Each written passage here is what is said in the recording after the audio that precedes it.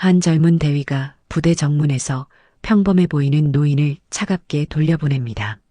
지금은 면회 시간이 아닙니다. 신속히 돌아가 주십시오. 조카 얼굴만 잠깐 볼 수는 없겠습니까? 불가능합니다. 더 이상 업무를 방해하지 마십시오. 그런데 이 평범해 보이던 노인에게는 누구도 상상할 수 없는 비밀이 숨어 있었습니다. 그가 품에서 낡은 폴더폰을 꺼내 한 번호를 누르는 순간 모든 것이 바뀌기 시작했습니다. 죄송합니다. 제가 틀렸습니다. 교만했던 젊은 장교가 무릎을 꿇고 눈물을 흘리며 말했습니다. 도대체 그 노인의 정체는 무엇이었을까요? 한 통의 전화가 어떻게 이런 놀라운 변화를 만들어냈을까요? 그리고 이 모든 일의 시작은 단지 조카를 걱정하는 삼촌의 마음이었다면 믿으시겠습니까? 안녕하세요. 저는 이정민입니다. 지금은 그냥 평범한 할아버지로 보이시겠지만 예전에는 육군 참모총장을 지냈습니다. 하지만 그런 화려한 과거보다 더 중요한 건 저에게는 조카 태호가 있다는 겁니다. 경을 일찍 떠나보낸 후 태호를 친아들처럼 키웠거든요. 그 아이가 지금 세상에서 제일 무서운 부대라는 수색대에서 군 생활을 하고 있습니다. 그런데 며칠 전 태호가 훈련 중에 다쳤다는 소식을 들었습니다. 부대에서는 별거 아니라고 하지만 삼촌 마음에는 그럴 수가 없더라고요. 그래서 오늘 강원도 고성까지 긴 길을 달려왔습니다. 그냥 얼굴 한번 보고 직접 만든 약과라도 전해주려고 말이죠. 하지만 이 단순한 삼촌의 마음이 예상치 못한 큰 파장을 일으키게 될 줄은 몰랐습니다. 가을의 끝자락 강원도 고성의 하늘은 눈이 시릴 정도로 푸르렀습니다. 소금기를 머금은 동해의 바람이 태백산맥의 마른 능선을 핥고 지나가는 땅이었죠. 속초 시외버스 터미널에서 낡은 등산용 배낭을 맨 중년 남성 한 명이 간성행 버스에 올랐습니다. 그의 배낭 안에는 조카 태호가 좋아하는 약과와 따뜻한 보온병이 들어 있었습니다. 새벽같이 일어나 정성스럽게 준비한 것들이었죠. 형을 일찍 잃고 조카 태호를 친아들처럼 키운 정민에게 그 조카는 세상에 남은 유일한 혈육이었습니다. 존재의 이유 자체였죠. 버스는 7번 국도를 따라 북으로, 더 북으로 향했습니다. 왼쪽 창 밖으로는 설악의 울산바위가 병풍처럼 펼쳐졌고 오른쪽 창 밖으로는 끝을 알 수 없는 동해의 수평선이 아득하게 이어졌습니다. 정민은 눈을 감았습니다. 파도 소리가 그의 기억을 수십 년 전으로 되돌려 놓았죠. 바로 이 해안을 따라 끝없이 철책을 점검하며 걷던 젊은 소대장 시절. 폭설에 고립된 GOP 소초의 보급품을 전달하기 위해 목숨을 걸고 눈길을 헤치던 중대장 시절. 그리고 마침내 이 광활한 동해안 전체의 안위를 책임지는 사단장이 되어 밤낮으로 작전 지도를 들여다보던 그 시절까지. 그의 군생활은 이 동해의 파도 소리와 함께 시작되고 끝났다고 해도 과언이 아니었습니다. 그는 이 땅의 모든 고개와 해안 초소의 위치를 자신의 손바닥 보듯 훤히 알고 있었죠. 삼촌, 군대는 어떤 곳이에요? 입대를 앞두고 불안한 얼굴로 묻던 태호의 모습이 떠올랐습니다. 이제는 제법 군기가 들어 일병 김태호가 되었을 조카. 훈련소 수료식 때 잠시 본 얼굴은 까맣게 타고 늠름해져 있었지만 그의 눈에는 여전히 어린아이 같은 순수함과 불안함이 남아 있었죠. 태호야, 군대란 건 말이다. 혼자서는 들 수 없는 무거운 방패를 전우들과 함께 어깨를 맞대고 들어올리는 법을 배우는 곳이란다. 그 방패의 무게를 감당하고 나면 세상 어떤 무게도 견딜 수 있는 진짜 사내가 되는 거지.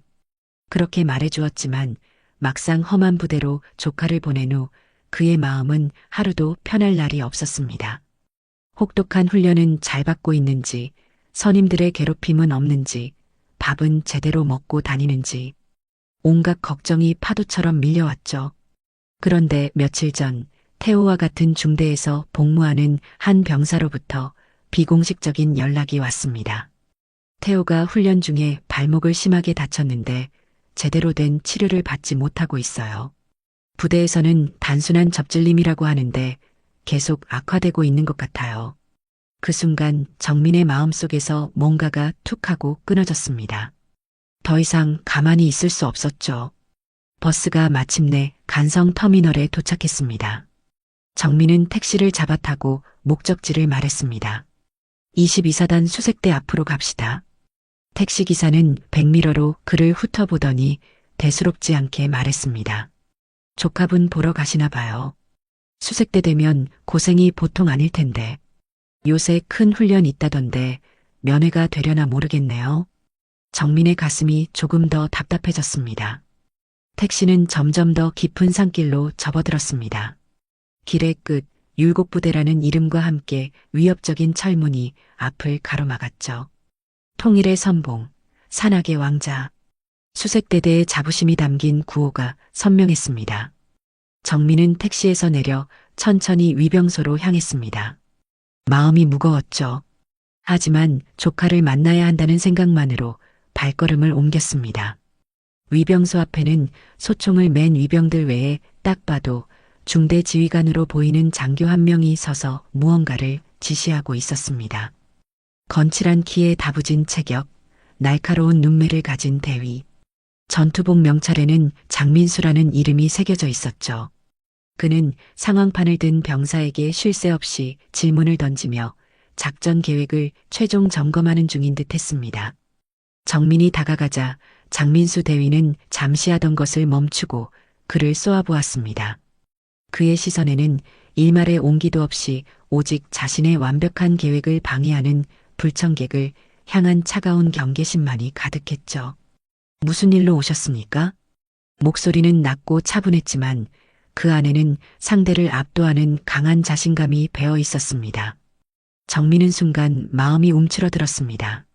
하지만 조카를 생각하며 최대한 공손하게 자신을 낮췄죠. 수고가 많으십니다. 이 부대 이중대 소속 김태호 일병의 삼촌 되는 사람입니다. 조카가 훈련 중 부상을 당했다고 들었는데 잠시 면회를 하거나 아니면 의무대에서 제대로 된 검사를 받을 수 있도록 도움을 주실 수 있을까요? 장민수 대위는 눈썹 하나 까딱하지 않았습니다. 그는 손목의 군용 시계를 확인하고는 마치 정해진 답변을 읊는 기계처럼 말했습니다. 지금은 면회 시간이 아닙니다. 또한 금일부터 군단급 합동훈련 최종 준비 태세에 돌입하여 훈련 종료 시까지 전 병력의 면회 및 외출, 외박은 전면 통제됩니다. 정민의 가슴이 철렁 내려앉았습니다. 부상에 대해서는 우리 부대 의무병이 이미 충분히 진료했습니다. 단순한 발목 접질림으로 판정났고 현재 정상적으로 훈련에 참여하고 있습니다. 아, 큰 훈련이 있군요. 혹시 잠시 얼굴만이라도 보고 이 음식만이라도 전달해 줄 수는 없겠습니까? 제가 새벽부터 먼 길을 왔는데. 정민의 목소리에는 간절함이 배어 있었습니다. 불가능합니다. 장민수 대위의 대답은 칼로 자른 듯 단호했습니다. 김태호 일병은 현재 중대 전술 훈련의 핵심 임무를 맡고 있습니다. 일개 사병 한 명을 위해 중대 전체의 훈련 스케줄을 변경할 수는 없습니다. 그의 말투에서 정민은 차가운 벽을 느꼈습니다. 어르신, 군은 사적인 감정으로 움직이는 조직이 아닙니다. 시스템과 규율로 움직이는 곳입니다. 이미 의무적 절차를 거쳤으니 더 이상의 특별 조치는 불가능합니다. 돌아가 주십시오. 그의 말투는 단순히 규정을 설명하는 것이 아니었습니다. 사적인 감정과 시스템을 대비시키며 정민의 방문을 비합리적이고 비효율적인 행동으로 규정짓는 오만한 엘리트 의식이 묻어 있었죠. 정민은 한순간 가슴이 서늘해졌습니다. 저 젊은 지휘관은 병사들을 인격체가 아닌 자신의 전술을 완성하기 위한 핵심 임무라는 부품으로 보고 있었습니다. 중대장님의 뜻은 잘 알겠습니다. 그렇다면 대대장님이나 당직 사령에게라도 잠시 말씀드릴 기회를 주실 수 있겠습니까? 정민이 마지막으로 물었습니다. 그 순간 장민수 대위의 얼굴에 노골적인 짜증과 경멸의 빛이 스쳐 지나갔습니다. 어르신, 지금 제 말을 이해 못하시는 겁니까? 이 이중대의 모든 작전과 훈련은 중대장인 제 책임 하에 있습니다. 대대장님께 보고를 드려도 제 판단과 달라질 것은 없습니다. 그의 목소리가 점점 차가워졌습니다. 더 이상 부대 업무를 방해하지 마시고 신속히 퇴거해 주시기 바랍니다. 업무 방해. 신속히 퇴거. 경찰이 시위대를 해산시킬 때나 쓸만한 차가운 단어들이었습니다. 평생을 나라와 군에 헌신한 노병에게 이제 막 30을 넘겼을 젊은 장교가 던진 말이었죠. 정민은 더 이상 아무 말도 하지 않았습니다. 제 안에서 뭔가가 툭 하고 끊어졌습니다. 그는 조용히 몸을 돌렸습니다. 분노가 치밀기보다는 오히려 서글픈 마음이 들었죠. 저토록 비상한 머리와 강한 자신감을 가진 젊은이가 어째서 지휘관이 가져야 할 가장 중요한 덕목인 사람의 마음을 얻는 법은 배우지 못했을까요? 차가운 동해의 바람이 그의 낡은 점퍼를 파고들었습니다. 그는 돌아가지 않았습니다. 정문이 잘 보이는 길 건너편 언덕에 앉아 굳게 닫힌 철문을 말없이 바라보기 시작했죠. 그의 시선은 어느새 평범한 중년 남성의 그것이 아닌 거대한 산맥처럼 묵묵히 전장을 굽어보는 늙은 태산의 것으로 변해가고 있었습니다. 파도는 쉼없이 해안에 부딪혀 하얗게 부서지고 있었습니다. 하지만 저 바다 깊은 곳의 거대한 해류는 결코 멈추는 법이 없었죠. 정민은 부대 정문에서 조금 떨어진 바다가 내려다 보이는 작은 언덕에 자리를 잡고 앉았습니다. 발 아래로는 하얀 파도가 쉴 새 없이 밀려와 해안 철책에 부딪혀 부서졌죠. 군생활 내내 보아온 풍경이었지만 제복을 벗고 민간인의 신분으로 바라보는 철책은 어딘지 모르게 서글픈 느낌을 주었습니다. 그는 배낭에서 식어버린 보온병을 꺼내 뚜껑을 열었습니다. 조카를 위해 끓여온 따뜻한 차. 하지만 그는 잔을 들지 않고 그저 말없이 바다를 바라보았죠. 그의 마음을 채운 것은 조카를 만나지 못한 서운함이나 젊은 장교에 대한 분노가 아니었습니다. 그것은 훨씬 더 깊고 무거운 안타까움이라는 감정이었죠. 대산. 그의 현역 시절 별명이었습니다. 어떤 위기에도 흔들림 없는 지휘관이라는 뜻에서 부하들이 붙여준 영광스러운 이름이었죠. 하지만 그는 스스로를 방패라고 여겼습니다. 이 땅과 국민을 지키는 가장 단단하고 묵직한 방패. 그런데 방패의 본질은 무엇일까요? 그저 적의 공격을 막아내기만 하는 단단한 철판일까요? 아니었습니다. 방패는 그 뒤에 있는 지켜야 할 사람들을 품고 있을 때 비로소 존재의 의미를 갖는 거였죠. 방패가 스스로를 내세우며 자신이 지켜야 할 주인을 밀어낸다면 그것은 더 이상 방패가 아니라 그저 차가운 벽일 뿐이었습니다. 오늘 그가 마주한 장민수라는 젊은 대위는 자신이 지켜야 할 대상인 부하 병사의 가족을 시스템과 규정이라는 이름의 성벽 너머로 밀어냈습니다. 그는 최고의 방패가 되겠다는 야망에 사로잡힌 나머지 방패의 심장과도 같은 사람을 잊고 있었죠. 정민은 문득 까마득한 후배이자 지금은 8군단을 책임지고 있는 한승우 중장을 떠올렸습니다. 그가 자신의 전속 부관이었던 젊은 시절, 승우 역시 장민수 대위처럼 비상한 두뇌와 강한 야망을 가졌지만 차가운 심장의 소유자였죠. 한 훈련에서 사상자가 발생했던 날이었습니다.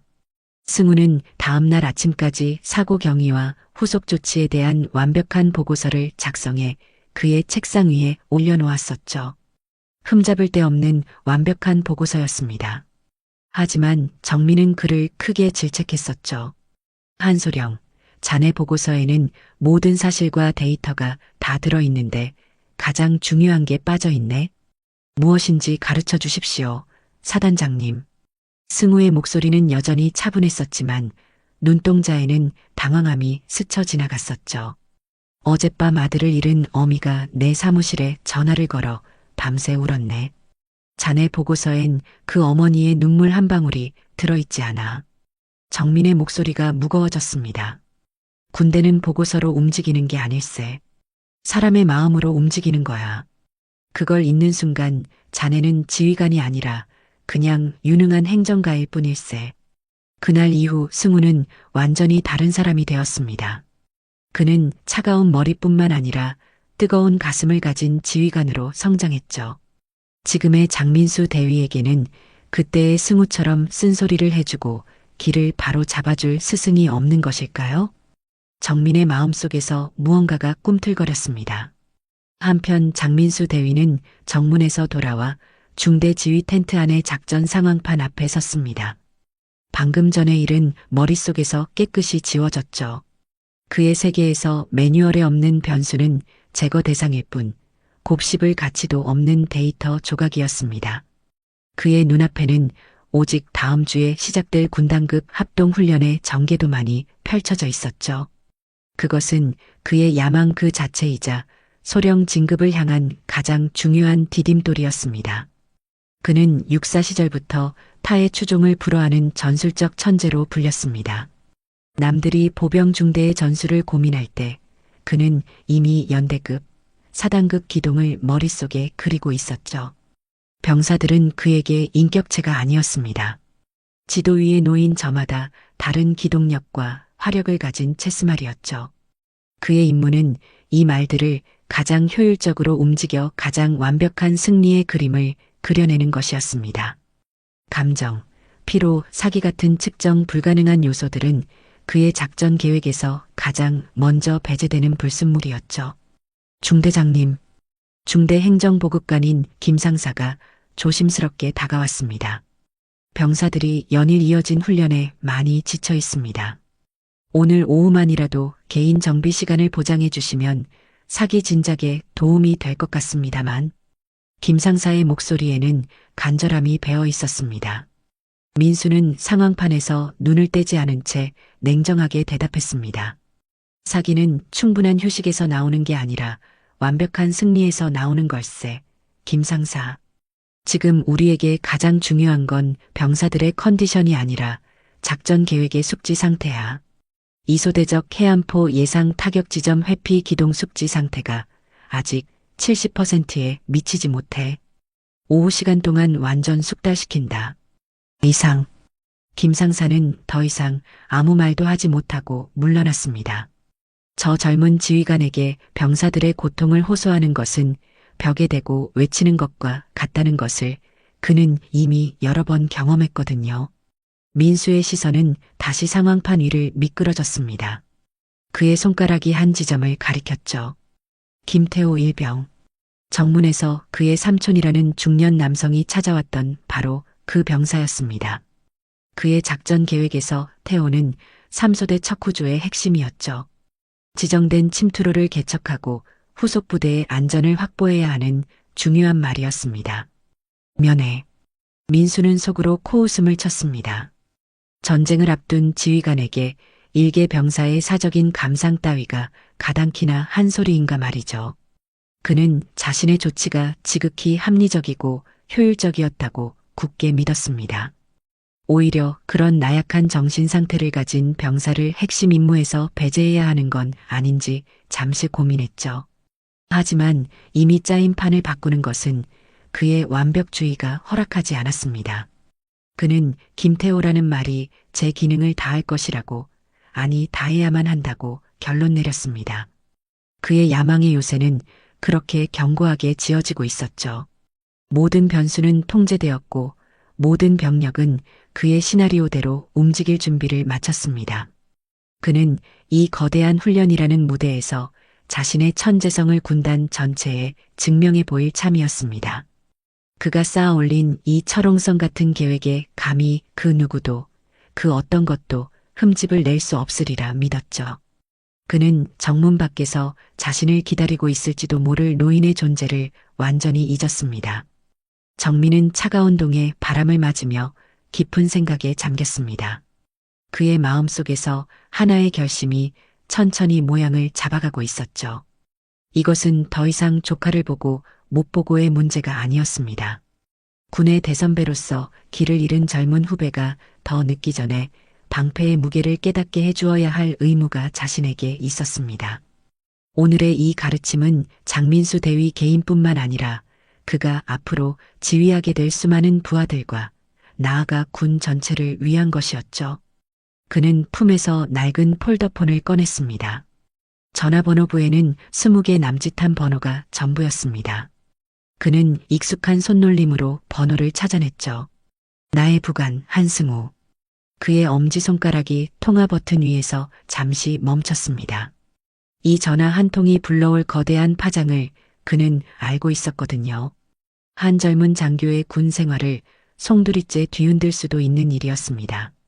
하지만 진정한 가르침은 때로 잔잔한 호수가 아닌 거친 폭풍우 속에서 더 깊이 새겨지는 법이죠. 부디 자네가 이 태산의 무게를 감당할 만한 그릇이길 바라네. 나직한 혼잣말과 함께 그는 지그시 통화 버튼을 눌렀습니다. 뚜루루 뚜루루. 신호음이 차가운 동해의 파도 소리를 가르며 저 너머 군단 사령부를 향해 날아가고 있었습니다. 정민은 알지 못했습니다. 자신이 제거했다고 믿었던 그 사소한 변수 하나가 민수가 딛고 선 야망의 요새 전체를 뿌리째 뒤흔들 거대한 지진의 진원이 되리라는 사실을 말이죠. 저 멀리 부대 안에서는 민수 대위가 자신의 완벽한 통제 속에서 다가올 운명의 시간을 전혀 감지하지 못한 채 오직 빛나는 성공의 순간만을 그리고 있을 뿐이었습니다. 파도는 쉼없이 해안에 부딪혀 하얗게 부서지고 있었습니다. 하지만 저 바다 깊은 곳의 거대한 해류는 결코 멈추는 법이 없었죠. 그리고 그 해류는 이제 한 오만한 대위의 야망의 요새를 집어삼키기 위해 포효하며 다가오고 있었습니다. 강원도 양구 제8군단 사령부. 군단장 한승우 중장이 주관하는 합동훈련 최종 점검 회의는 살얼음판 위를 걷는 듯 팽팽한 긴장감 속에서 진행되고 있었습니다. 거대한 작전 상황도 앞에는 예하 사단장들과 군단 직속 참모들이 모두 모여 그의 말 한마디 한마디에 집중하고 있었죠. 이 사단 해안 침투 루트에 대한 예비 방어 계획이 너무 단조로워. 적이 그렇게 정직하게 들어올 거라고 생각하나? 다시 짜기. 승우 중장의 지적은 날카롭고 정확했습니다. 기동사단 공중 강습부대와의 통신망책에 아직도 혼선이 발생하고 있어. 실전이었으면 자네 부대는 고립이야. 오늘 안으로 완벽하게 정리해. 그는 부하들에게는 엄격했지만 그의 모든 지시는 전투에서의 승리와 부하들의 생존이라는 단 하나의 목표를 향해 있었죠. 회의의 열기가 최고조에 달했을 무렵이었습니다.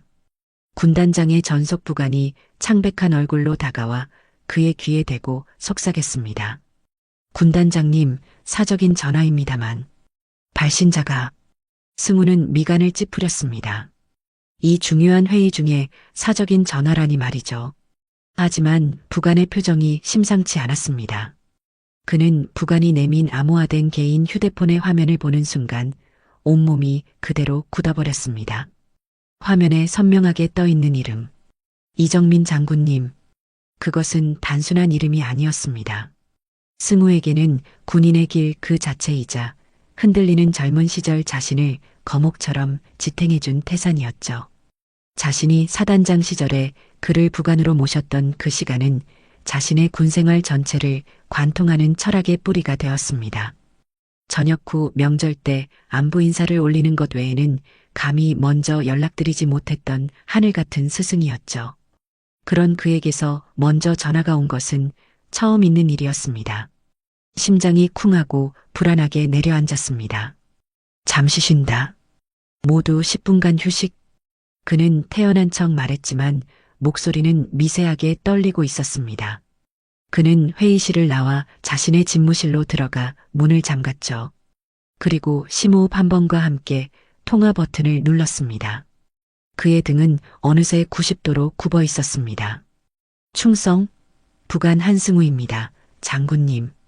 잘 지내셨습니까? 그는 자신도 모르게 정민 장군의 부관이었던 시절의 관등 성명을 댔습니다.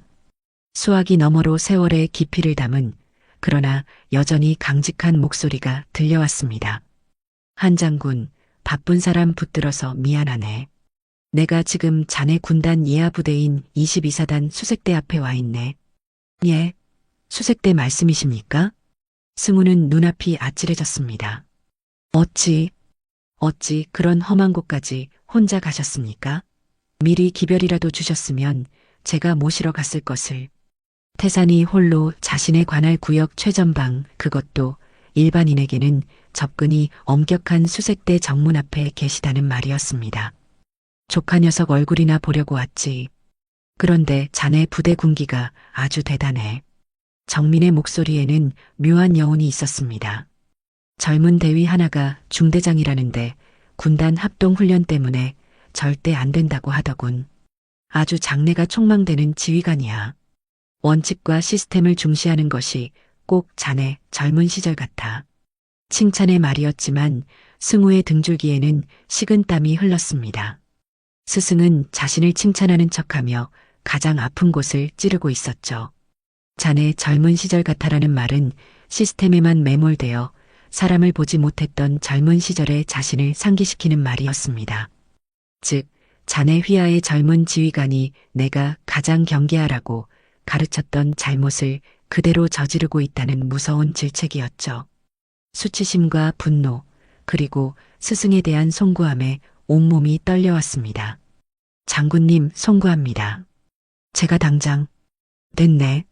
내가 군을 떠난 민간인이니 당연히 따라야지. 훈련 준비에 방해가 된 것 같아 내가 미안하군. 정민의 목소리가 더욱 부드러워졌습니다. 그만 가봐야겠네. 훈련 잘하게. 자네에게 이 동해를 맡겼으니 나는 마음이 놓여. 뚝. 전화는 끊겼습니다. 승우는 잠시 동안 망연자실하게 휴대폰을 들고 서 있었습니다. 자네에게 이 동해를 맡겼으니 나는 마음이 놓여. 그 마지막 믿음의 말이 수천 마디의 질책보다 더 그의 심장을 후볐죠. 그 믿음에 자신은 끔찍한 오점을 남긴 것이었습니다. 제 안에서 뭔가가 터져나왔습니다. 그는 집무실 문을 박차고 나와 다시 회의실로 향했습니다. 그의 얼굴은 분노와 결심으로 차갑게 굳어 있었죠. 회의실에 들어서자 모든 장성들이 다시 일어섰습니다. 승우는 그들을 향해 얼음처럼 차가운 목소리로 말했습니다. 오늘 회의는 이걸로 종료한다. 그는 이사단장을 똑바로 바라보았습니다. 김사단장, 지금 즉시 사단으로 복귀. 연대장 이하전 지휘관을 대동하고 15분 내로 수색대 정문 앞으로 집합하도록. 나도 지금 출발한다. 사단장의 얼굴이 하얗게 질렸습니다. 군단장이 모든 일정을 중단하고 일개 대대급 부대로 직접 행차한다는 것은 상상조차 할 수 없는 일이었거든요. 군단장님, 혹시 무슨... 가서 설명하겠다. 지금 이건 내 지휘권 군단장으로서의 명령이다. 승우 중장은 그렇게 말하며 회의실을 나섰습니다. 8군단 사령부는 거대한 태풍의 눈이 되었습니다. 그리고 그 태풍은 이제 동해안의 작은 수색대, 자신의 완벽한 요새 안에서 야망을 불태우고 있던 한 젊은 대위를 향해 무서운 속도로 이동하고 있었죠. 민수 대위는 자신의 중대 지휘 텐트에서 다가올 합동훈련의 시나리오를 몇 번이고 복기하고 있었습니다. 그의 머릿속에는 모든 병력과 장비의 이동 경로, 시간대별 행동 계획이 1초의 오차도 없이 입력되어 있었죠. 정문에서의 작은 소동은 이미 잊었습니다. 자신의 완벽한 작품을 위한 사소한 해프닝일 뿐이었거든요. 그때 그의 작전용 무전기에서 다급한 호출이 터져나왔습니다. 대대장 직통 회선이었죠. 독수리, 여기는 백호. 즉시 응답하라. 충성. 독수리 응답합니다. 최대위, 너 지금 당장 정문에서 무슨 짓을 한 거야? 똑바로 보고해. 대대장의 목소리는 이성을 잃은 듯한 고함이었습니다. 민수는 순간 당황했지만 이내 침착하게 대답했죠. 정문 초소에 민간인 방문객 한 명이 접근. 훈련 기간 중 면회 불가 방침의 의거 규정대로 퇴거 조치했습니다. 규정? 그따위 규정 팽개쳐라. 우리 대대 전체가 공중분해되게 생겼다. 그분이 누구신지 알아, 너? 대대장의 말이 채 끝나기도 전에 이번에는 민수의 개인 휴대폰이 미친 듯이 울렸습니다. 발신자는 연대작전 참모였죠. 충성, 장민수 대위. 야, 장민수, 너 돌았냐? 지금 장난해? 사단장님께서 지금 우리 연대로 오고 계신다. 아니야, 방금 군단에서 전문화달됐다. 연대 참모의 목소리가 떨렸습니다. 군단장님께서, 한승우 군단장님께서 직접 오신다고. 군단장님. 그 세 글자가 민수의 뇌리에 박히는 순간 그의 심장이 멎는 것 같았습니다. 하늘 같은 존재. 일개 대위는 전역하는 날까지 얼굴 한번 마주치기도 힘든 별 세 개의 지휘관이었죠. 그가 자신 때문에 이 작은 수색대대로 직접 온다는 말인가요? 그의 머릿속에서 완벽했던 작전 계획이 와르르 무너져 내렸습니다. 논리와 시스템으로 구축했던 그의 세계가 이해할 수 없는 변수 하나로 인해 뿌리째 흔들리고 있었죠. 지금 즉시 정문으로 집합하라는 연대장님 지시다. 뛰어와. 뚝. 전화가 끊겼습니다. 민수는 멍해서 있었습니다. 그 노인. 바다처럼 깊고 고요했던 눈빛. 그가 대체 누구이기에 군단 전체를 움직일 수 있단 말인가요? 국회의원? 장관? 아니, 그 어떤 정치인도 현역 군단장을 이렇게 움직일 수는 없었습니다. 그는 본능적으로 텐트를 뛰쳐나왔습니다. 부대는 이미 벌집을 쑤셔놓은 듯 했습니다. 간부들은 모두 뛰쳐나와 어쩔 줄 몰라 했고 병사들은 겁에 질린 얼굴로 수군거리고 있었죠. 군단장님이 오신단다. 우리 대대 장민수 중대장님이 사고쳤다던데. 정문에서 뭔 일이 있었나? 모든 소리가 그의 심장을 찔렀습니다. 그는 정문을 향해 정신없이 달렸습니다. 저 멀리 믿을 수 없는 광경이 보였죠. 대대장과 주임원사는 물론이고 방금 전까지 전화로 소리치던 연대작전 참모, 심지어 연대장까지 차에서 내려 정문 앞에 서 있었습니다. 그리고 잠시 후 사단장이라는 표식이 선명한 지휘 차량들이 흙먼지를 일으키며 도착했습니다. 별 2개의 사단장이 차에서 내리자 연대장이 달려가 경례를 붙였죠. 민수는 그 자리에 주저앉고 싶었습니다. 자신 때문에 사단장이 달려왔다는 것만으로도 군생활이 끝날 수 있는 중죄였거든요. 그런데 진짜 재앙은 아직 시작도 하지 않았다는 것을 그는 알지 못했습니다. 사단장이 연대장에게 무언가를 다급하게 묻던 그 순간 저 멀리서 또 다른 차량 행렬이 나타났습니다. 이전과는 비교도 할 수 없는 위험감이었죠. 선두의 지휘 차량에는 이 부대 모든 장병들의 정점에 있음을 알리는 빛나는 별 3개의 군단장 깃발이 겨울바람에 맹렬히 펄럭이고 있었습니다. 태산에서 불어온 폭풍? 그것은 이제 한 오만한 대위의 야망의 요새를 집어삼키기 위해 포효하며 다가오고 있었습니다. 기익. 군단장 지휘 차량이 날카로운 제동음과 함께 정문 앞에 멈춰섰습니다. 뒤따르던 참모 차량들도 일제히 정지했죠. 일대의 공기가 그대로 얼어붙었습니다.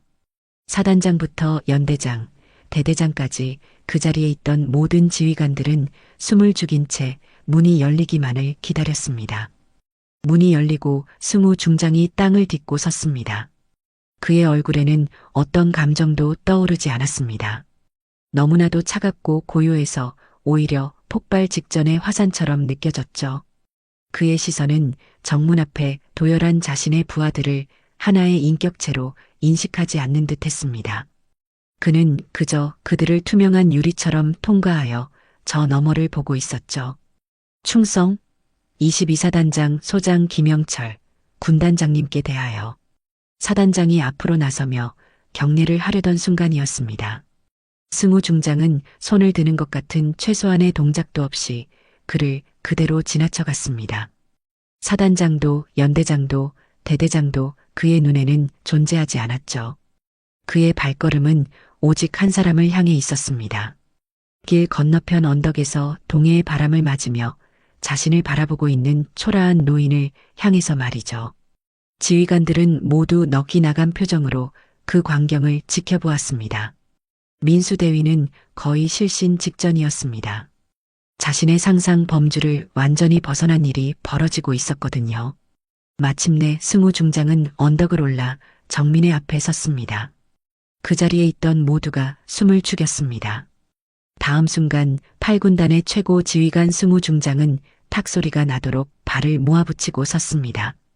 그리고는 그의 군생활 전체에 존경심을 담아 가장 깍듯하고 완벽한 거수 경례를 올렸죠. 그것은 상관에 대한 예를 넘어 스승이자 아버지에게 바치는 한 인간의 경애 그 자체였습니다. 이어서 그는 허리를 깊이, 아주 깊이 숙였습니다. 마치 거대한 방패가 자신의 주인 앞에서 고개를 조아리듯 말이죠. 정적을 깬 것은 그의 목소리였습니다. 군단 전체를 호령하던 위엄은 온데간데 없었고 스승에 대한 송구함과 존경으로 떨리는 한 남자의 목소리만이 울려 퍼졌습니다. 충성, 장군님께 대하여 경례, 8군단장 중장 한승우, 스승님을 모시러 왔습니다. 그 한마디에 지휘관들은 모두 돌처럼 굳었습니다. 부관, 하늘 같은 분, 스승님. 그 단어들이 조합되는 순간 나이 지긋한 연대장과 사단장의 머릿속에 한 사람의 이름이 번개처럼 스쳐 지나갔습니다. 그리고 그 이름이 주는 무게에 그들은 전율했죠. 태산 이정민. 반세기 군사의 가장 높은 봉우리. 그들이 생도 시절 교과서에서나 배웠던 살아있는 전설이었습니다. 민수대위의 세상은 이제 소리도 색깔도 없는 흑백의 공간으로 변했습니다. 그의 귀에는 윙하는 이명만이 가득했죠. 그가 시스템과 규정이라는 이름으로 모욕하고 내쫓았던 노인이 바로 그 시스템과 규율을 만든 창조주 중 한 사람이었습니다. 자신이 오르려 했던 그 거대한 산 자체가 자신의 눈앞에 서 있었던 것이죠. 일어나게, 한 장군. 정민의 나직한 목소리가 들려왔습니다. 여기는 바람이 차네. 자네 부하들이 다 보고 있네. 안으로 들어가서 얘기하세. 그는 승우 중장의 어깨를 두드리며 언덕을 내려왔습니다. 그가 정문을 향해 걸어오자 사단장 이하 모든 장교들은 마치 약속이라도 한 듯 길을 열고 허리를 숙였죠. 그 누구도 감히 그의 얼굴을 쳐다보지 못했습니다. 전설이 그들의 앞을 지나가고 있었거든요. 민수대위는 더 이상 버틸 수 없었습니다.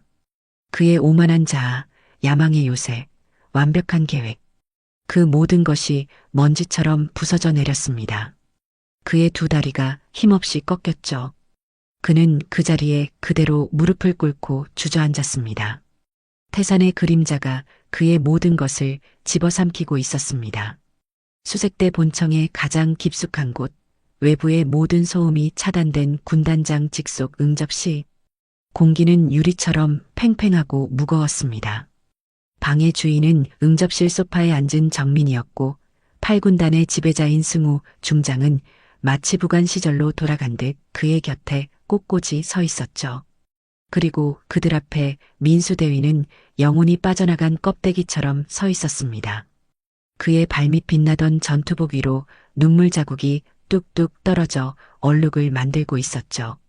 정민은 행정병이 가져온 따뜻한 녹차를 한 모금 마신 뒤 조용히 입을 열었습니다. 그의 첫 마디는 질책이 아닌 의외의 인정이었습니다. 장대위, 자네가 제출했다는 그 합동훈련 계획서를 방금 한 장군을 통해 보았네. 과연 자네가 전술적 천재라는 말이 빈말이 아니군.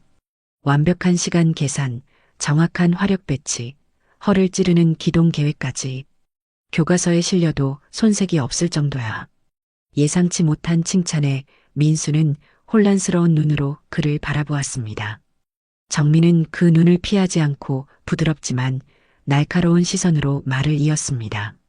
하지만 장대위, 자네의 그 완벽한 계획서에서는 단 한 가지 소리가 들리지 않아. 그는 차잔을 내려놓았습니다. 그 작은 소리가 방 전체를 울리는 듯했죠. 그 계획을 수행해야 할 병사들의 심장 박동 소리가 말일세. 오직 자네의 불타는 야망의 소리, 성공에 대한 갈망의 소리만 요란하게 들리더군. 지휘관의 진짜 무기는 비상한 머리나 완벽한 계획서가 아닐세. 부하들의 마음을 얻고 그들의 두려움과 용기를 함께 느끼며 마침내 그들의 심장을 하나로 모아 함께 뛰게 만드는 뜨거운 가슴. 그것이 바로 지휘관의 심장일세. 정민의 시선이 옆에 서 있는 승우 중장에게로 향했습니다. 한 장군, 자네는 기억하는가? 자네가 내 밑에서 소령으로 있던 시절 한 병사가 훈련 중 목숨을 잃었던 그날 밤을. 승우는 고개를 깊이 숙이며 대답했습니다. 어찌 있겠습니까, 장군님. 그는 민수를 바라보며 자신의 치부를 드러내듯 말했습니다. 나는 그날 밤 사고의 원인과 책임 소재, 후속 조치에 대한 완벽한 보고서를 작성하는 데에만 몰두했지. 하지만 장군님께서는 내 보고서를 보시고는 이렇게 말씀하셨네. 자네 보고서엔 모든 것이 다 있지만 아들을 잃은 어미의 눈물은 빠져 있네. 그것이 가장 중요한 것인데라고. 나는 그때 깨달았네. 전술과 전략을 완성하는 마지막 퍼즐 조각은 사람의 마음에 있다는 것을. 승우 중장의 고백은 그 어떤 질책보다도 날카롭게 민수의 가슴을 파고들었습니다. 그는 자신이 얼마나 어리석고 오만했는지를 깨달았죠. 그는 군인이 아니었습니다. 살아있는 병사들을 데리고 자기 만족을 위한 장기판 놀이를 하고 있었을 뿐이었습니다. 그는 더 이상 버티지 못하고 그 자리에 주저앉아 오열했습니다. 제가 틀렸습니다, 장군님. 저는 지휘관의 자격이 없습니다. 정민은 자리에서 일어나 무너진 젊은 대위에게 다가갔습니다. 그리고 그의 어깨에 손을 얹었죠. 아닐세. 자네는 최고의 지휘관이 될 제목이야. 다만 심장을 어디에 두어야 할지 잠시 잊었을 뿐이지. 그는 민수의 어깨를 단단히 잡으며 말했습니다. 오늘의 이 부끄러움과 깨달음을 잊지 말게. 앞으로 자네의 작전지도 위에 화살표와 기호를 그리기 전에 그곳에서 숨쉬고 땀 흘릴 자네 부하들의 얼굴을 먼저 가리게나. 그것이 이 늙은 선배에게 그리고 자네가 지켜야 할 이 나라의 진정으로 빚을 갚는 길이야. 알겠는가? 예, 명심하겠습니다, 장군님. 민수는 눈물로 범벅이 된 얼굴로 포효하듯 외쳤습니다. 그것은 그의 인생을 바꾸는 새로운 탄생의 외침이었죠. 태호 일병은 죽을 맛이었습니다. 중대 전술 훈련의 일환으로 그는 완전 군장을 한 채 가파른 산악 침투로를 개척하는 훈련을 반복하고 있었거든요. 다친 발목이 계속 아팠지만 말할 수 없었습니다. 바로 그때 저 멀리서 대대 작전과장이 헐레벌떡 달려와 그의 이름을 외쳤습니다. 김태호 일병, 너 당장 훈련 중지하고 나 따라와. 태호는 심장이 덜컥 내려앉았습니다. 내가 또 무슨 실수를 했나? 하는 생각이 들었죠. 부대의 분위기는 상상 이상으로 이상했습니다. 본청 앞으로 다가가자 그는 자신의 눈을 의심했습니다. 군단장, 사단장, 연대장, 대대장. 하늘의 별들이 모두 땅에 내려와 있는 듯한 초현실적인 광경이었거든요. 응접실 문이 열리고 태호는 더욱 놀라운 광경을 보고 그대로 얼어붙었습니다. 방 안에는 조금 전까지 자신을 지옥으로 몰아넣었던 민수 중대장이 유령처럼 창백한 얼굴로 서 있었습니다. 그리고 8군단 전체를 호령하는 군단장이 자신의 삼촌에게 공손하게 무언가를 설명하고 있었죠. 모든 것의 중심에 그의 삼촌 정민이 앉아 있었습니다. 태호야, 이리 오거라. 삼촌의 목소리에 태호는 간신히 움직였습니다. 그는 로봇처럼 삼촌 옆자리에 앉았죠. 정민은 낡은 배낭에서 보온 도시락을 꺼냈습니다. 밥은 먹고 다니나? 이 약과가 다 식었지만 맛은 있을 게다. 삼촌이 뚜껑을 열자 달콤한 냄새가 확 풍겼습니다. 그 순간 승우 군단장이 당장이라도 무릎을 꿇을 기세로 말했습니다. 장군님, 제가 즉시 취사장에 명하여 세상에서 가장 따뜻한 밥과 반찬을 대령하겠습니다. 한 장군, 됐네. 정민은 온화한 미소로 손을 저었습니다. 조카와는 이렇게 찬밥을 나눠 먹어도 배가 부른 법이야. 안 그런가, 태호야? 예, 삼촌. 태호는 떨리는 손으로 삼촌이 건네는 식은 약과를 받아 입에 넣었습니다.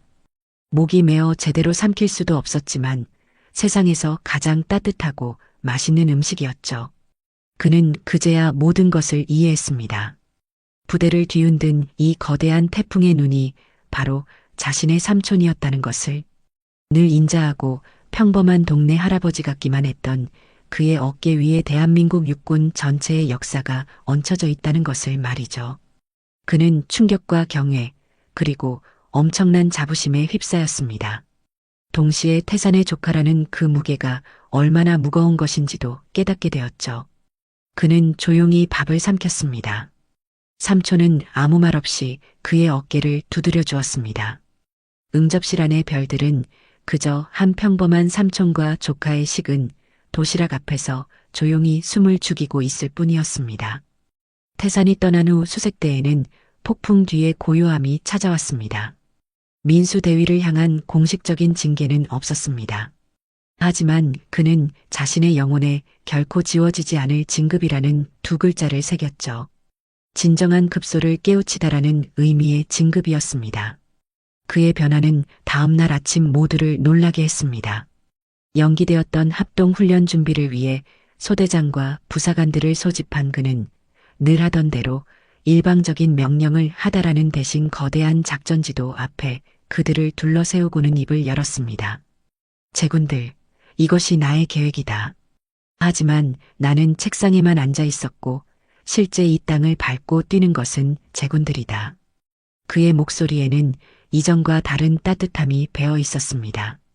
이 계획에서 우리가 놓치고 있는 점 혹은 더 나은 방안이 있다면 계급에 상관없이 말해주기 바란다. 그것이 시작이었습니다. 얼어붙었던 갑옷의 균열이 가기 시작했죠. 그는 듣기 시작했습니다. 병사들의 얼굴을 보기 시작했습니다. 그의 작전 계획에는 더 이상 화살표와 기호만 있는 것이 아니었습니다. 그곳에는 두려움을 느끼지만 전우를 믿고 함께 뛰는 살아있는 병사들의 얼굴이 그려지기 시작했죠.